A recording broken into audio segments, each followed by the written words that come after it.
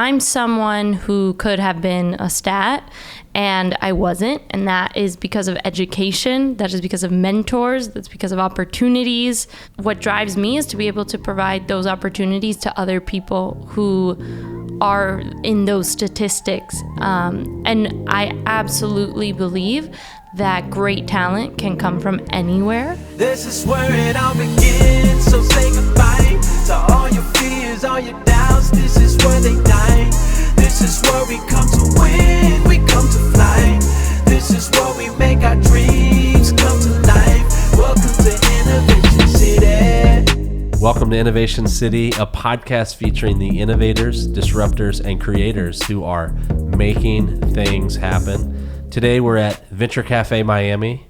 Venture Cafe is one of the premier places for innovators, entrepreneurs. It's the place to be on any given Thursday night. It's the largest gathering of entrepreneurs on a Thursday night anywhere in the world. My name's Tyler Kelly. I'm here with my co-host Leanne Buchanan, and we have the pleasure to be sitting here with Rebecca Danta. Welcome to the show, Rebecca. Thank you. Thanks for having me. So, Rebecca, we know each other. Yes, and we do. For the audience, I'm just going to give a bit of a background. So you are the managing director of Miami Angels, which is a investment organization. It's the largest angel network in the state of Florida. And you invest in mostly technology companies from seed through Series A. And if I understand it, since starting, pretty recently, Miami Angels has invested $12.5 million in 33 deals. That is amazing when you think about the Miami tech ecosystem being rather new. So we're going to talk about Miami Angels in a second, but I want to know a little bit about you. What drives you or motivates you to do this work?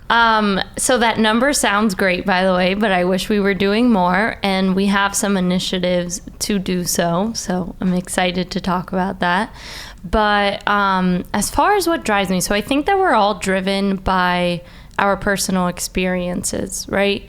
So I'm someone who could have been a stat, and I wasn't, and that is because of education, that is because of mentors, that's because of opportunities, maybe a little bit of luck as well. But I am first generation Cuban American, was raised by a single mother. Today I work in venture capital. I'm a Latina woman. There's not a lot of us. I don't have the more updated stat, but it's a very small percent. And what drives me is to be able to provide those opportunities to other people who are in those statistics. And I absolutely believe that great talent can come from anywhere. And that is why we're in Miami, in a market where venture capital hardly existed 5 years ago, investing in companies outside of New York and San Francisco and Boston. I love how you focused a lot on the people that are kind of the underdog, the ones that you don't see coming. And I'd love for you to maybe dive a little bit deeper into what's the impact that you think that Miami Angels can have and that you are having here in Miami. So again, through my personal experience, I really have an eye for those underdogs, and I've tried to do things to make it so that we're more accessible to them. Venture capital has not historically been accessible. I'll give a little anecdote. When I first started in the industry, I went to a talk, and it was someone visiting from maybe the Bay Area, I don't know where, but like general partner at a venture capital firm. And he's giving his spiel on their thesis, and then he says, and by the way, don't cold email me, I don't respond. If you want to talk to me, get an intro through my network. And I'm like, okay, so you went to prep school, you went to all the things that come with it. Not everyone knows people in your network. Mm-hmm. And that doesn't disqualify them or mean that they're not good entrepreneurs. So I heard that, and that just like lit a fire in me to be a different type of investor and bridge access, open the doors for people. So for example, one tiny thing that we do now is answer cold emails. And I will caveat that and say, if the email is in another language like Russian or something and we're called Miami Angels, maybe that one I won't respond to. Read our website. Yeah. But if it's remotely a fit, then absolutely. So again, because of who I am, because of what I've experienced in the industry, those are the things that I think I'm bringing to the role. Mm-hmm. For someone that's not familiar with Miami Angels, what types of companies do you find that are more successful that you want to invest in? Which ones do you stay away from? Like, what are you looking for? So we invest in early stage companies, mostly software. We're looking for companies that can scale, that have huge markets, and thus provide large returns for investors, because the angel investors are taking on the largest risk by investing in these companies. We usually invest once the product is on the market. We will invest pre-revenue, although we usually would like to see some type of customer traction. Outside of software, a small percentage of our investments have historically been medical devices and even hardware like IoT. Pretty generalist, and what we found is that, so like Miami, there are other markets where there's great companies and the rounds are not being filled out because there's just not enough venture capital. So we're noticing that we can play really competitively in those markets. So we've made a lot of contacts in Atlanta and Nashville and in other large cities in the Southeast, and we're finding that we're able to syndicate and share deal flow with investors there. Is there a common thread that you see, like in the IoT, the healthcare? Like, is there something that is common among each company that makes them not just good but great?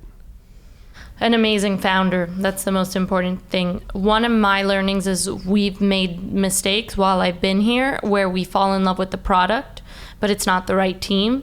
And in that scenario, it's almost always going to fail unless you can change the team. But you don't want to you're investing in people. You don't want to invest in a company and say, I'll invest if you are out and we hire someone new. So it's more important to me to have the right team than even the product, because most often in these early stage companies, the product pivots a bit anyway. So define that for me. What is amazing? What is an amazing founder? How would that person be described? So I actually think that one's pretty subjective. My thing is someone who has a vision for the company. So they're very strong and they have conviction about their vision. At the same time, they can take feedback.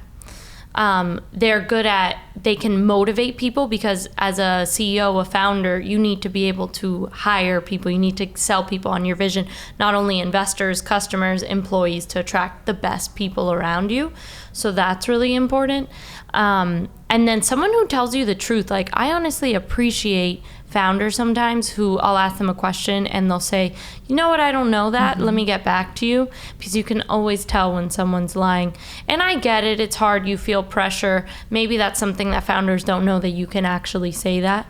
But just someone who's honest and transparent, because the truth is going to come out at some point. And that's really important. So when we started our conversation, you talked about the fact that you are a Latina woman and you're an investor. And that is a rarity, unfortunately. And I think when we look at the stats, I think less than 1%, even if that, of VC dollars actually go to Latina founders or women of color founders.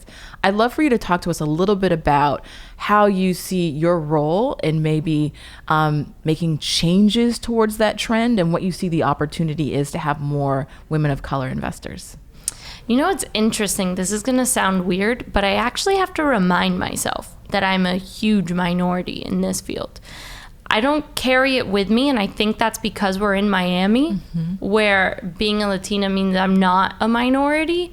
But I lived in New York before this, and for the first time in my life, I realized that I was different. And I almost have to, like, a part of me has to go back to that feeling and what it was like and all the stereotypes and all of that to remember that and know that other people are going to face that as soon as they leave the Miami bubble. And, you know, we all experience otherness even in Miami, but I would like to point that out, that it's even for me something that I have to remember. But what was the question? Things that I'm doing to advance more inclusive deployment of capital. Yeah, so this is multifaceted. It's deploying capital into entrepreneurs of color and women, as well as bringing more investors to the table. So I'm the first to say, like, we need to get better at this, Miami Angels. One of the things I do personally is I volunteer. I'm a coach with the Win Lab, which is a accelerator for female founders based here in Miami. I love the work I do with them. And it's just so interesting how I see the gender roles playing out in my coaching conversations with them. I have to light a fire under them sometimes and say, why is your valuation that number? Like, no, it absolutely needs to be higher. You have paying customers. And I almost never have that conversation. It's not a common conversation that you have. And then another thing I'm doing that I'm really excited about is I've been thinking a lot about how to attract more women angel investors. And I've realized that it's not something that's necessarily common in female groups of friends. Let's say it's not something that's talked about versus the males. Like, we've grown really through referrals. So when you grow through referrals, you get a lot of, it's very homogenous. So I need to go out more to recruit and recruit in a different way. Not to generalize, but as women, we tend to be a little more risk averse. And we at Miami Angels have recently instituted a $25,000 minimum check for annual, like, invest $25,000 annually. And this is so we can deploy more capital into companies. It's great. But things like that end up being prohibitive for people who are new to the asset class. So, for example, I'm thinking about a level of membership for women and people of color that would allow them to join as members, they're accredited investors, and maybe that minimum isn't exactly the same just the first year, and there's a lot more learning involved. So, because I realized that sitting in a workshop and hearing theoretically about how to angel invest isn't enough. It's sitting down, observing meetings, actively taking part in it, asking questions. So I'm looking at how we can create these opportunities. And I'm excited about it, and I'm hoping it's going to work. And if it doesn't, then I'm going to keep trying. So what advice do you give to people that have the wealth, the dollars to deploy, but know nothing about investing? For example, when I was practicing law, I didn't even know what an accredited investor was, and many of my friends who would qualify didn't know about it. So I'd love for you to talk to us about, what's the advice that you give? What's that pathway towards becoming an investor? So it definitely starts with getting educated, getting informed. You have to be comfortable with it. And it is a little bit of just doing it. You learn by doing. So we, for example, do investor workshops. So that's a great way to kind of dip your toes into it, start learning all the acronyms and the metrics. But then the next step is there's lots of opportunities in Miami. There's lots of different groups. Ask around, meet with people, try to get a mentor in the space. Say, hey, can I sit in, if you're going to have a meeting with an entrepreneur, can I sit in and listen? We actually do office hours. We do them here at the CIC sometimes and with Venture Cafe, where we do off the record conversations with investors, which is another way to reach audiences who don't have access to investors. And we are also starting to invite observers to come in and listen to those meetings that we have with people. So that's a great pathway to get started. And I would love to talk to anyone who's thinking about angel investing. We have our email on our website, which I said I respond to. So please do email us. So I've got 25K.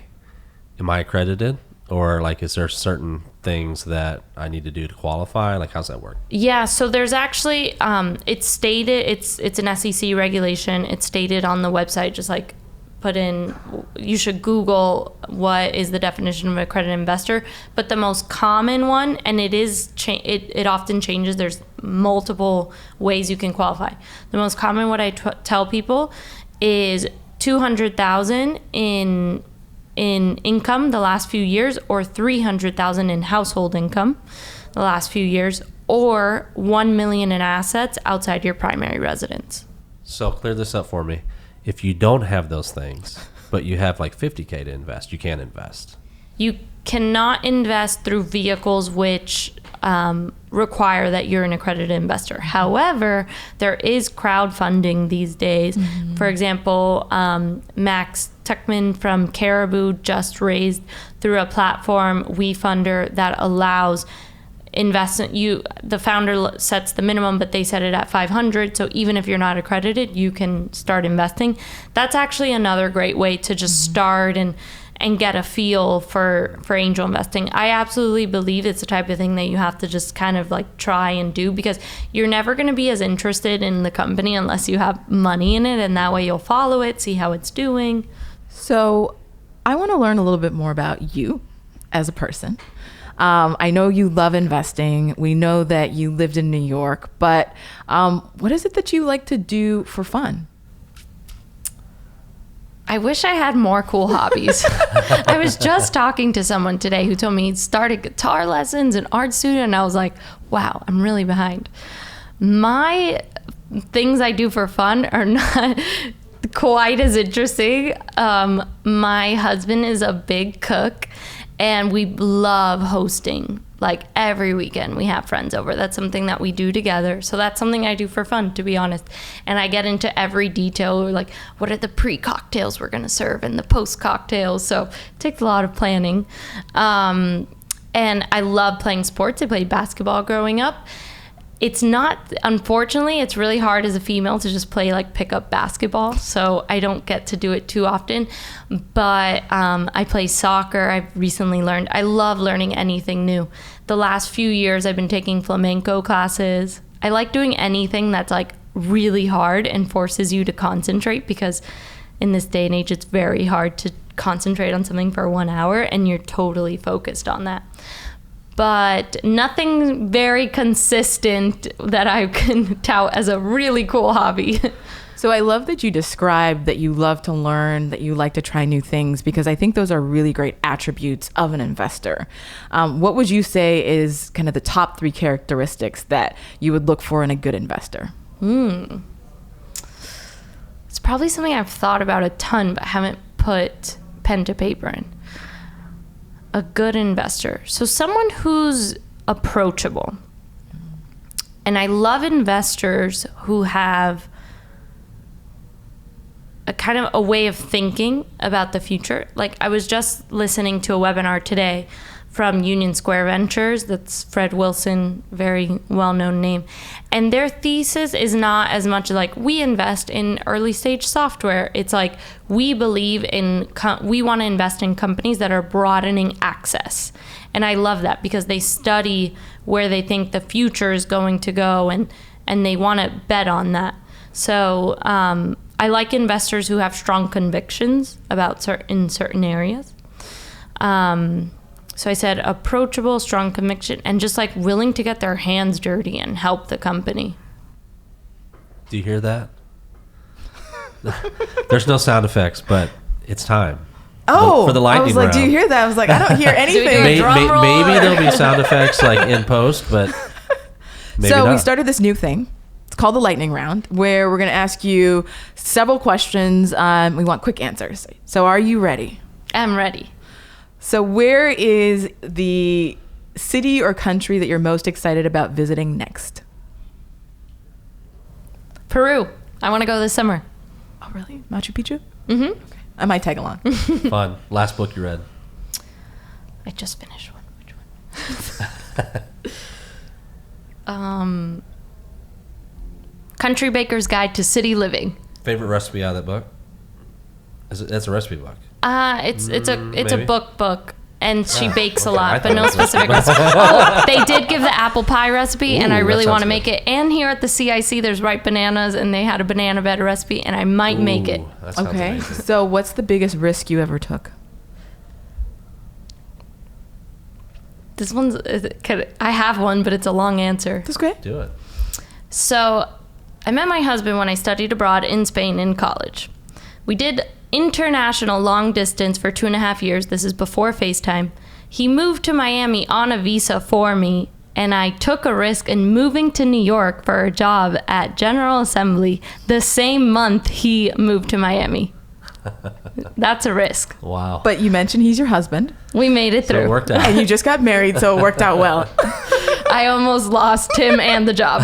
Oh no. Who would you want to have dinner with, dead or alive? So cliche, but I guess Oprah? That's a good answer. Me too. She's interesting. She's so And fascinating. her voice is so soothing. Exactly. So, what's the kindest thing someone has ever done for you?